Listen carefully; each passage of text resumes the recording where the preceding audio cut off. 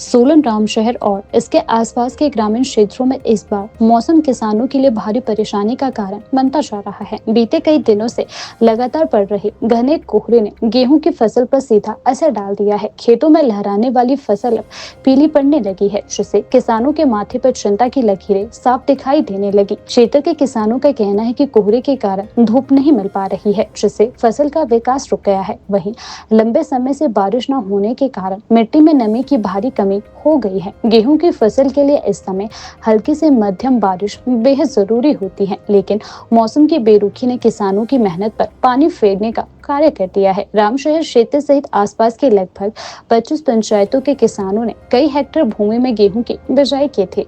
किसानों को उम्मीद है कि इस वर्ष अच्छी पैदावार होगी, लेकिन लगातार कोहरे और बारिश के अभाव ने इन उम्मीदों को झटका दे दिया। अब किसानों का आशंका है कि यदि यही हालात बने रहे तो फसल की पैदावार में भारी गिरावट आएगी और कई स्थानों पर पूरी फसल बर्बाद भी हो सकती है। रामशहर, नेर, बेहड़ी, छियाची, डोली, चमदार, दिग्गल, गुनाहा, मतूली, साई और बेला सहित आसपास के गांव के किसान इस समय संकट से जूझ रहे हैं। इन क्षेत्रों में अधिकतर किसान खेती पर ही निर्भर है और गेहूं उनकी मुख्य रबी फसल है। ऐसे में फसल खराब होने का सीधा असर उनकी आर्थिक स्थिति पर पड़ना तय माना जा रहा है। किसानों के अनुसार खेतों में गेहूं की बालियां ठीक से विकसित नहीं हो पा रही है और पौधों का रंग पीला पड़ना शुरू हो गया है। यह संकेत फसल के कमजोर होने का है। किसानों का कहना है कि यदि जल्द बारिश नहीं हुई या मौसम में सुधार नहीं आया तो नुकसान की भरपाई करना उनके लिए बेहद मुश्किल हो जाएगा। वार्ड पंच रामशहर राकेश शर्मा,